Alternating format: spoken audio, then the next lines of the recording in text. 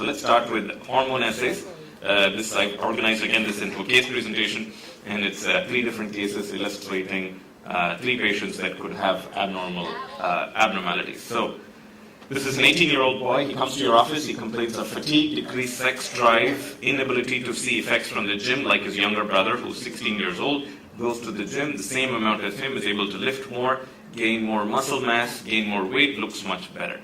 Past medical histories, none. Surgical histories, none. Social histories, none. Family histories, none. Does not take any medications. Very good, young, healthy 18-year-old kid. He is in his first year of college. So he's healthy appearing. His height is 5'10". His weight is 165 pounds. It's about 70 kilograms. GU exam, he has a normal phallus. Bilateral testes are 12 cc. So normal testis volume is around 16 to 20 cc. 12 cc is a little low, but not too small. And he has normal secondary sexual characteristics, and he's standard stage 5 according to the exam. So we got some hormones. We got a morning total testosterone. It is 25 nanograms per deciliter. Normal is anywhere between 250 to 850. We get an FSH and an LH. Both FSH and LH are undetectable. Okay. He goes to a local urologist or local doctor, just like everyone does. Take some Clomid. I think you should be fine. They give him some Clomid, and he comes running to your office saying he feels terrible. Right? Now, what would you guys like to do? We get 2 things. We get a prolactin. The prolactin is 18, so it's normal. And we also get an MRI of the pituitary just to make sure that there is no central defects, right? And his MRI pituitary also comes back normal. Now what? Thyroid, TSH level. Okay, TSH was fine. I did not get a TSH, but TSH was fine. I'm sorry, what else? Semen analysis. You want to do a semen analysis? 18-year-old. Okay, good. So the parents were interested, right? So he was brought in by his dad. Dad was very interested. He's like, oh my gosh, I need to know what the semen analysis for my 18-year-old kid is, because now you're telling me that this could affect his fertility. We are in infertility session. So before we get to the semen analysis, let's talk about the famous hypothalamic pituitary gonadal axis. So hypothalamus makes GnRH. GnRH is called gonadotropin releasing hormone. GnRH acts on the pituitary to stimulate 2 important hormones, LH and FSH. LH is luteinizing hormone, FSH is follicle stimulating hormone. LH acts on the Leydig cells. L stands for L, right? Luteinizing hormone. Leydig cells makes testosterone.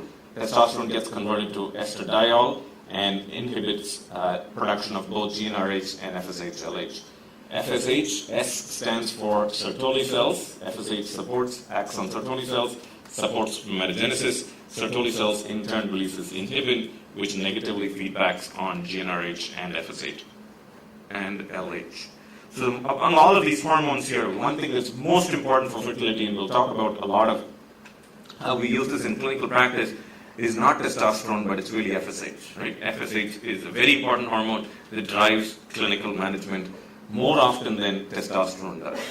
So FSH makes sperm. So somebody said we should get a semen analysis. This is what his semen analysis was. So you're going to see a lot of this report. This is how my lab makes reports, so you're going to see very similar reports. So his semen volume was 1.1, pH was 7.2, his sperm concentration was 0.52 million sperm per cc, his motility was 0%, progressive was 0, motile sperm was 0, morphology was not performed. Okay, so this was his semen analysis. Very upsetting. His dad was like, is it because of the Clomid that he's having these problems, or is it because of something else? Don't know. So let's talk about, this is almost like azoospermia. Somebody threw in the word hypogonadotropic, hypogonadism. This is exactly what the diagnosis is. So if the FSH and LH are low, testosterone is low, and the testis volume is low, right? 12 cc volume, testosterone was 25, FSH and LH were undetectable, then this is most likely a non-obstructive or azoospermia from a production defect. He's not azoospermic, he is severely oligospermic, right? 0.52 million, but really no moving sperm. You could classify him as azoospermic in all practical purposes. He has hypogonadotropic hypogonadism. Very important, because you have to make this diagnosis because your management changes based on what your diagnosis is, right? So hormone testing actually changes diagnosis and therefore changes management. Whereas we look at another case later on today, if the FSH-LH is high and the testosterone is low and the testis volume is low, then it's primary testicular failure. Maybe you could use this. No, the pointer's not working. Okay. And in cases of obstructive azoospermia, Rupin mentioned this a little bit, but if the FSH-LH are normal, testosterone is normal, testis volume is normal, sometimes the epididymis can be indurated, sometimes not, then it's obstructive azoospermia. So just based on physical exam alone and hormone tests, FSH most importantly, you can most likely make the diagnosis without doing too many more tests, right? Very important, and we'll stress that as we go along today. So if the FSH-LH is low and the testosterone is low and the testis volume is small, we think about hypogonadotropic hypogonadism. If the FSH is high and the testis volume is small and the patient is azoospermic, then most likely it's because of a production defect. Yes? Small testis, high FSH, it's a production defect. The testis is not making sperm.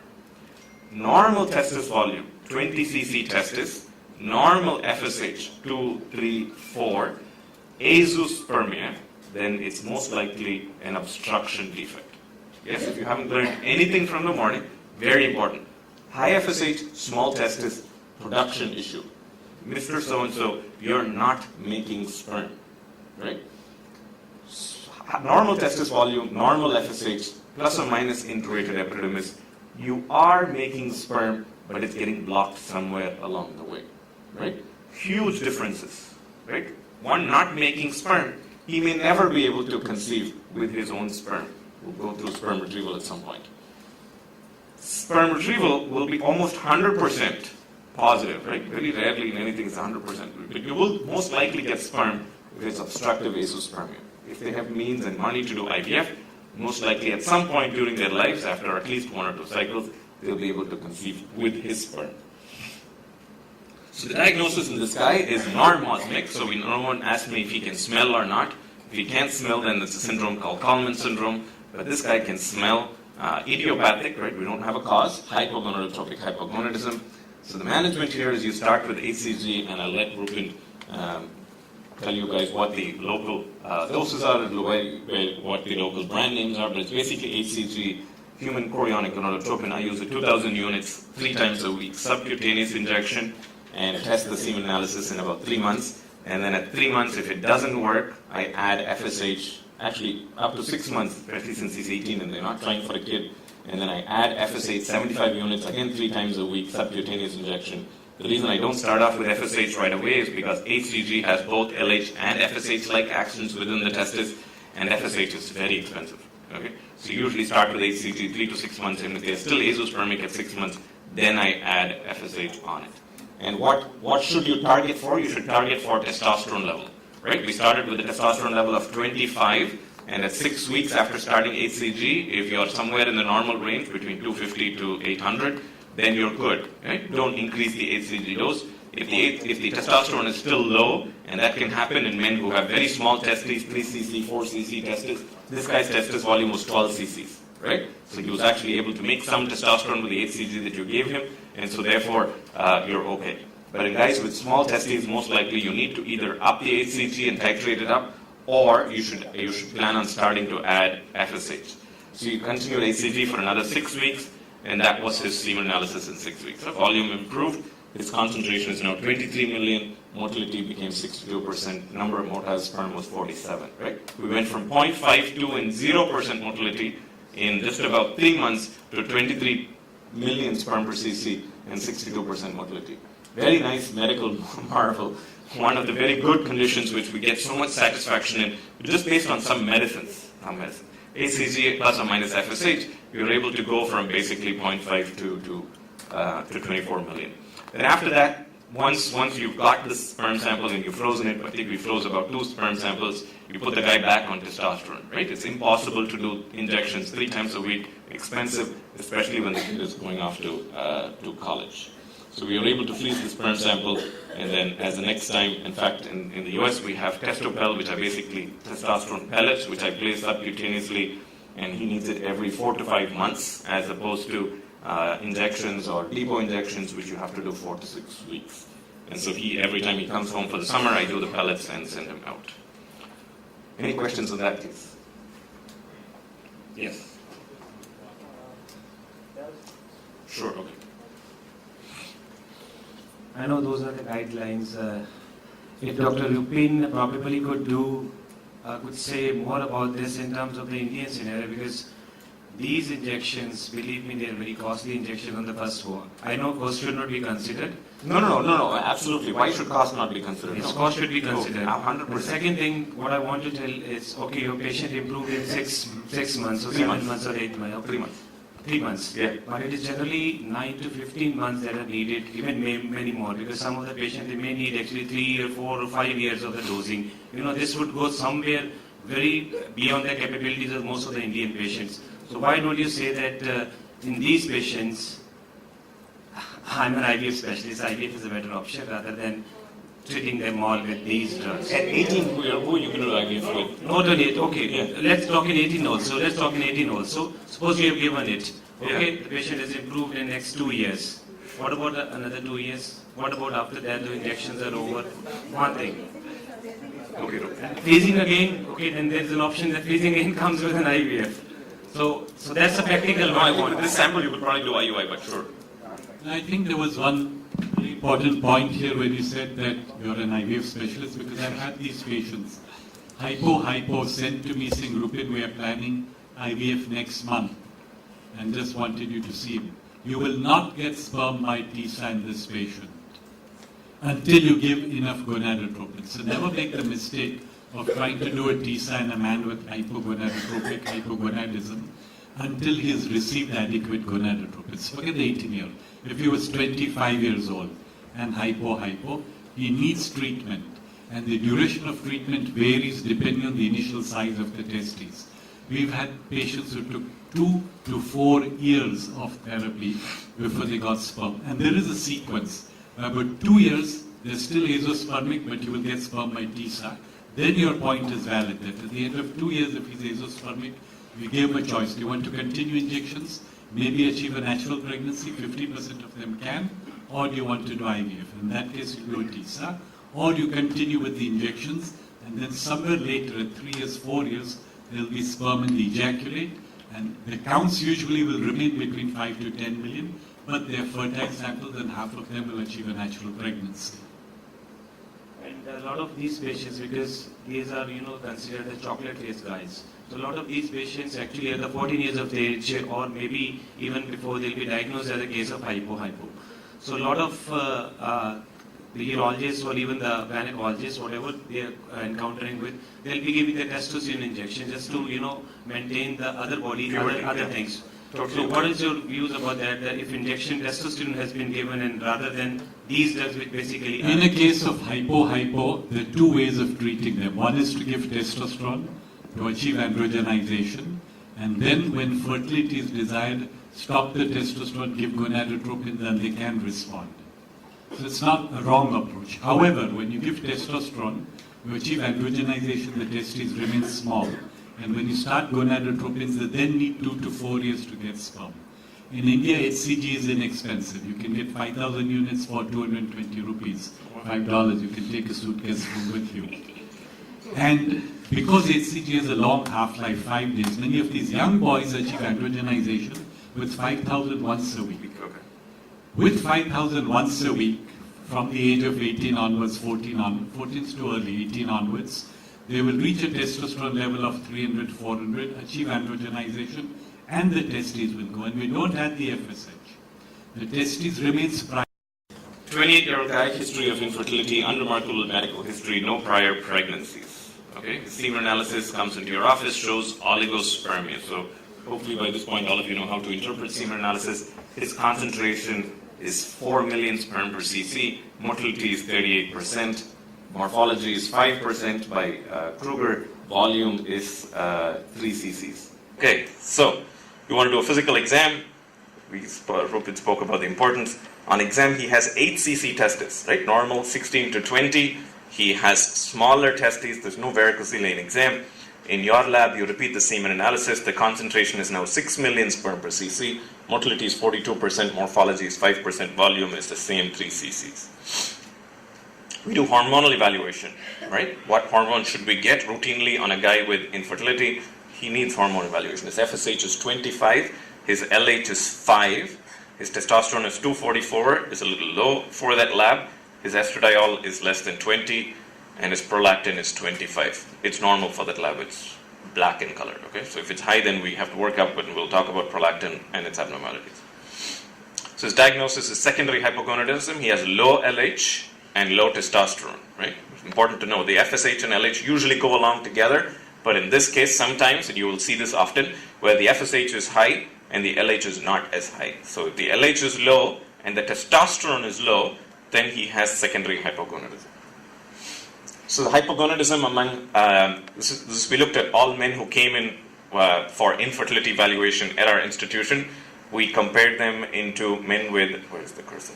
Men with normal testosterone and normal LH. So this is basically LH on the y-axis and testosterone on the x-axis. And we see that the most common type of hypogonadism is men who basically have low LH and low testosterone. Okay, so this is probably going to be the most common.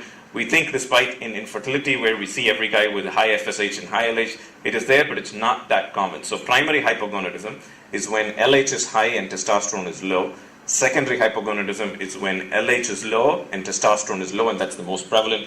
Compensated hypogonadism is when testosterone is normal, but the LH is high. And eugonadal is when testosterone is normal and LH is normal. Is that the next slide? Okay, so hormonal therapy for male fertility. So we spoke about the HPG axis, right? Hypothalamus makes GnRH, GnRH acts on the pituitary, produces FSH, LH acts on Leydig cell, testosterone gets converted to estradiol, both negatively feeds back. So the first drug that is used very commonly in male fertility, given out like water, clomiphene citrate. So clomid acts on the HPG axis, blocks the negative feedback of estradiol on the hypothalamus and the pituitary, and basically increases intratesticular testosterone. So estradiol negative feedback is not there, and therefore LH increases and testosterone increases. So when you sometimes see laboratory values, FSH is high, LH is high, you're like, oh my gosh, this guy is hypogonadal. But then you ask him if somebody is given Clomid already, so it's very hard for you to interpret hormone values on somebody who's already taking Clomid, because you don't know what his baseline was. You just know that he's hyperstimulated, his FSH and LH have gone up because of the Clomid. Second is anastrozole. Anastrozole blocks the conversion of testosterone to estradiol, very commonly used in men with Klinefelter syndrome because of increased aromatization that happens in that particular population. If T to E conversion is blocked, then the intratesticular testosterone goes up. And these are the two most commonly used drugs. There's at least some evidence for this. The goal of both Clomid and anastrozole is to somehow increase intratesticular testosterone. And you pray that somehow this testosterone that goes up inside the testis will have its action on sperm production and will increase sperm, right? That's the goal. You're trying to increase testosterone inside the testis, and hopefully that will translate into increasing sperm production. We will go over antioxidants. There's a talk on mitochondrial medicine later on. Sanofi has the drug. Evidence, unfortunately, still remains empiric. We need more randomized controlled trials to use it routinely, but at least I'll discuss some of the indications on who antioxidants is useful for. One important message, we spoke about testosterone giving to men with low testosterone. Testosterone is contraindicated in men who are being treated for infertility. Very important to know, it's a contraceptive. It's a very poor contraceptive, which is why we still do vasectomies, but still is a contraceptive and should not be used in men who are trying for infertility.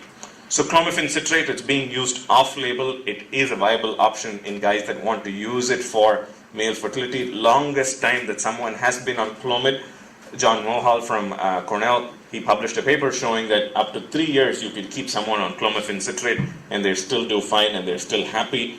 And this one is a study that I looked at when we looked at Baylor, wherein just because your testosterone level is high, so the blue are basically the satisfaction scores on testosterone therapy, is fairly similar even in guys who take testosterone injections. Testosterone levels are high, but the satisfaction remains the same. So message there is that guys that come in and tell you, doc, I'm taking Clomid, but I feel shitty. They don't really feel shitty, and I need a higher testosterone. My friend in the gym is 1,000. I'm only at 600. I need to get up to 1,000. Just because you get the higher level does not mean you're more satisfied. You probably have other problems in life that's causing that. So role of medical therapy. So testosterone should be low. So remember we spoke about the importance of FSH. This is important. So if the testosterone is normal, giving medical therapy is most likely not going to be useful.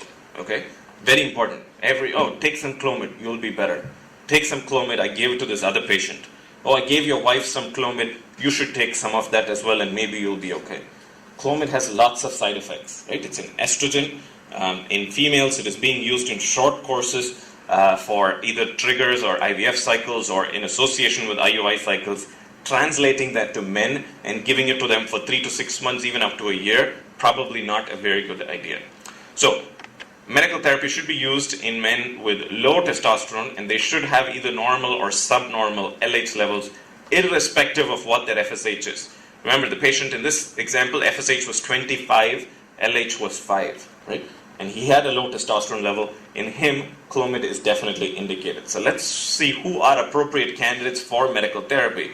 So this guy, this patient with us, is 270. His FSH is high. LH is 5, right? It's subnormal.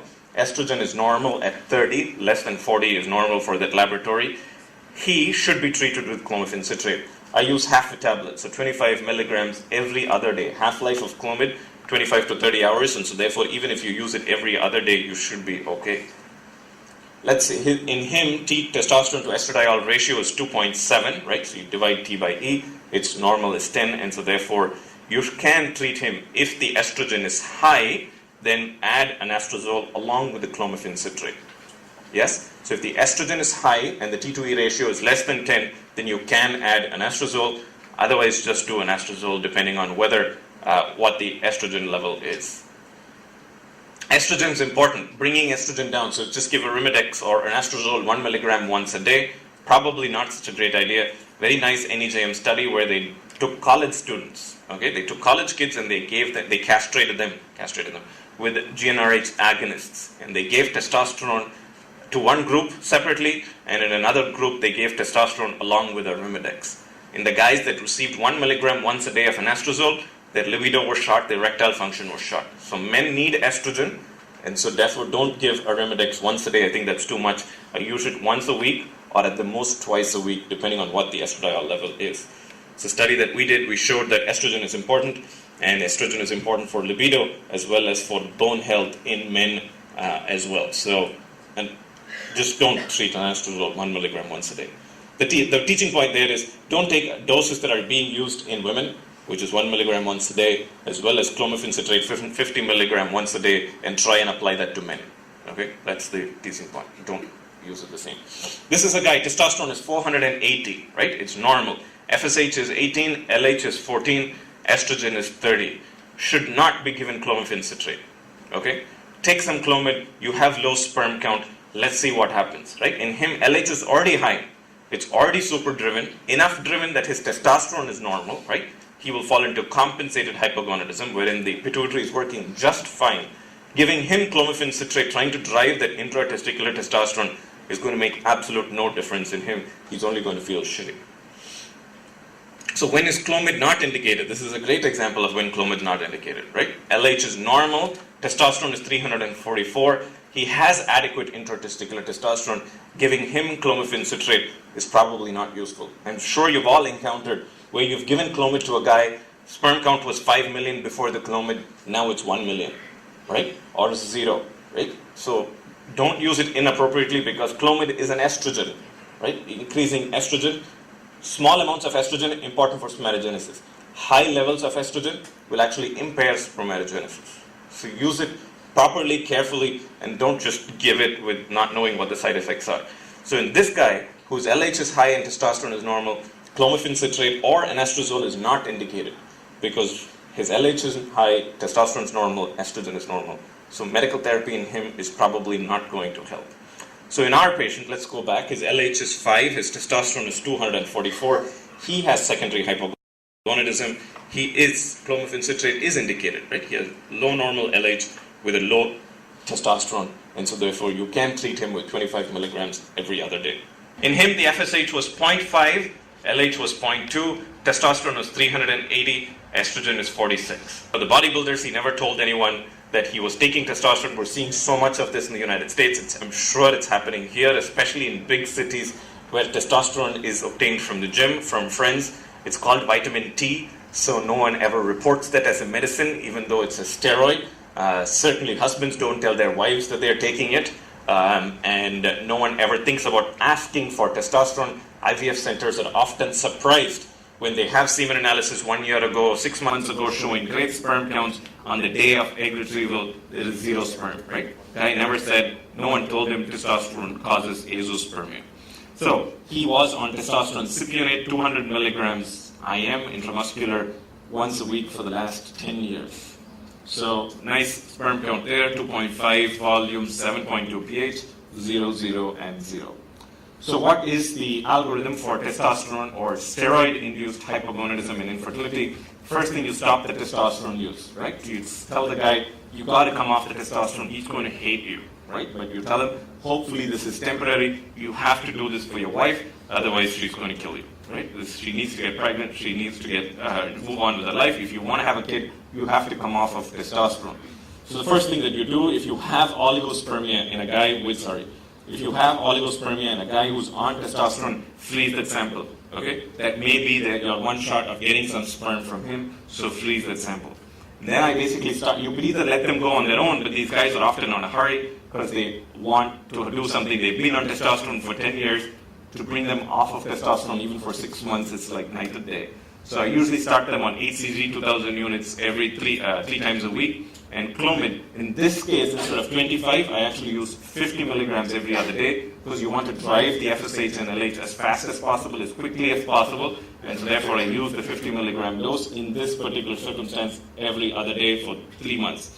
At 3 months, you repeat the hormones as well as check the semen analysis. If you have oligospermia, you either freeze the sample or send them for IVF right away. If the estrogen is high, now that you've added so much of Clomid and HCG, then you can add anastrozole 1 milligrams twice a week. And sometimes in these guys who are on testosterone therapy for such a long time, your FSH and LH will not respond, right? Because you've taken so much steroids that not only have you shut down your testicular production of testosterone, you've also shut down your FSH and LH permanently, right, from the pituitary. So no matter how much Clomid you give that guy, he's not going to make FSH and LH. And so in these patients, when the FSH is not responding despite 50 milligrams of Clomid every other day, you have to add FSH injections. So at 3 months, if the FSH hasn't gone up, I start FSH injections along with HCG, and you stop the Clomid at that time, and then repeat hormone analysis. And then if the persistent azoospermia, you have to consider testicular sperm extraction along with IVF. So if it's steroid-induced hypogonadism, that's what I do at 3 months. And at 3 months, he was still azoospermic. So his FSH and LH were barely detectable, right? He was having almost pituitary suppression. And so therefore, in him, I added FSH. And his FSH was 0.5, LH was 2, his testosterone was 325. So I stopped the Clomid at this point because his FSH didn't respond well to the clomiphene citrate. I added FSH 3 times a week, continued the HCG 2,000 units every other day and then repeated it at 3 months, and this was his semen analysis. His sperm concentration was 0.96 with a 6% motility, and they were able to conceive with IVF, and they're now pregnant at 6 months. So finally, I just wanted to touch base on, so you were talking about the future, this is future, so there is a nasal testosterone gel. We all would love to have testosterone therapies that don't block FSH and LH, right? One of the biggest side effects of testosterone is infertility. So we're actually doing a clinical trial now with a nasal, which has been approved since 2006. It goes straight into your nose 3 times a day, and it seems to not affect GnRH and FSH and LH. So we're testing semen parameters before and after using this nasal gel. If this does get approved and we show that we're able to maintain semen parameters on testosterone, it will be a big breakthrough because then we can actually give safely testosterone instead of these guys that keep complaining to take Clomid and HCG. So it's a 6-month trial. We've recruited 10 patients so far. We're measuring LH, FSH, estrogen, and semen parameters at 3 months and at 6 months following FSH. Finally, to finish off, we mentioned prolactin a little bit. When do you do prolactin? I see prolactin being used indiscriminately. Everybody gets prolactin checked. I think if the prolactin should be ordered in men who have low T, right? You have to have low T. Don't just get prolactin on everyone. Get the testosterone. If it's low, then check a prolactin. And if they have abnormal semen analysis, which most likely you're dealing with. If the prolactin is greater than 50 picograms per ml, then get an MRI of the head to look for pituitary abnormalities. if the prolactin is between 25 and 50, so normal is less than 25, okay? So 25 to 50, then start treating with cabergoline, repeated in 6 weeks. Most of the times the prolactin will come low and the testosterone will improve and semen parameters will improve. So as take-home messages, so FSH is mandatory, okay, in guys who have abnormal semen analysis, and especially in azoospermic patients where you want to distinguish between production defect from obstruction defect. LHT and E is important because that's what determines who you give medical therapy to and who you don't, right? LH and T is what you use to determine whether the guy is a candidate for Clomid. Testosterone and estradiol is what to determine whether a guy is a candidate for anastrozole. Thanks.